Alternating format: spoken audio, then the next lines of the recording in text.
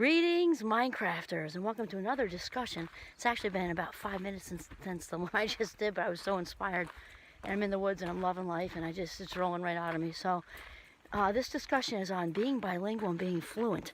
So before you hang up on me, because you're like, oh no, she wants me to learn a new language. That would be great, actually, for cognitive reserves. That really staves off the natural cognitive decline by aging. But no, that's not what this is about. So this is Kimberly Quinn, and I'm thrilled to have this discussion about being bilingual and fluent as far as the languages of the mind and body. So we've talked about thoughts coming first and feelings second, then action, right? So changing thoughts changes feelings, changes actions, changes your life. So the language of the mind is thoughts, right? And the language of the body is feelings.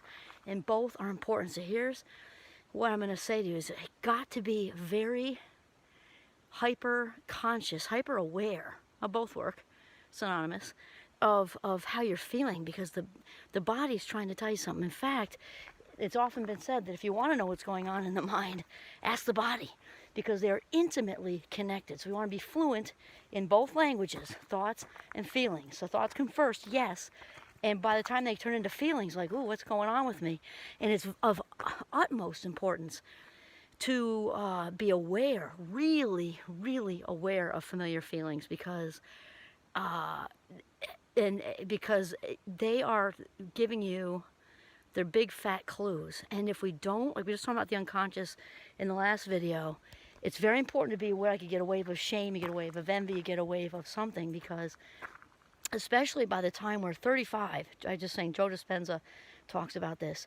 We are walking balls of familiar memories, and if you think anything is going to change for you without going in and unhinging those, okay, the unwanted thoughts, which lead to the unwanted feelings, nothing is going to change in your life. It just isn't. It just absolutely is not, because we walk around all day, about 95 to 96% of everything we say and do is coming from the vault of the unconscious, and it is very strong, very, very strong. And so, again, we actively seek out to confirm this stuff all day long. I was saying it partially in the last video.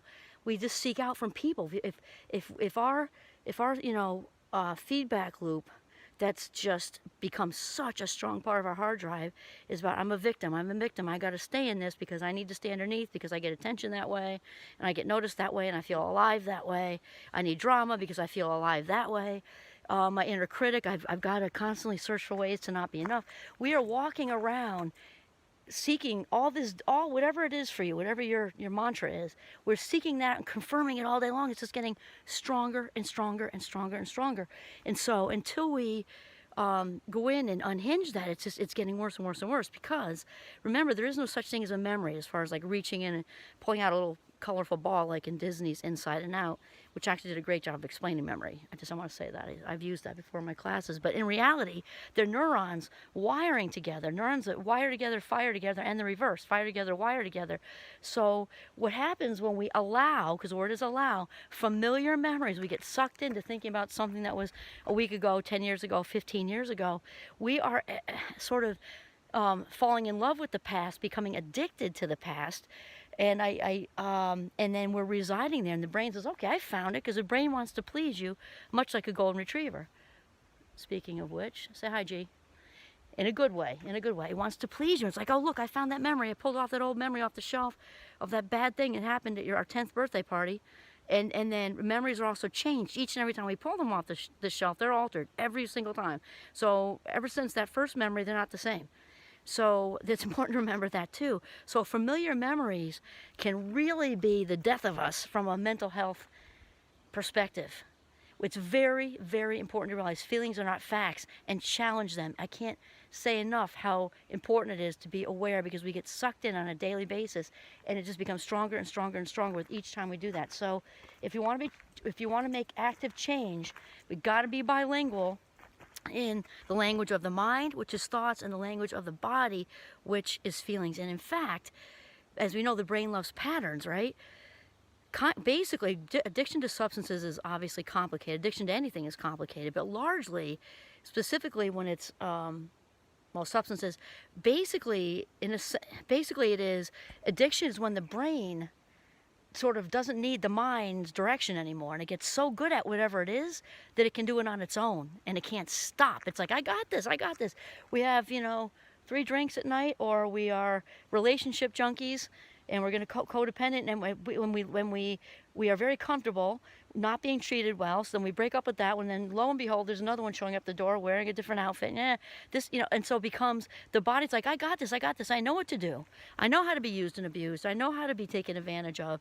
I know how to remain a victim. I know how to remain in a place of self-doubt, and I know how to remain in a place of shame. I've got this.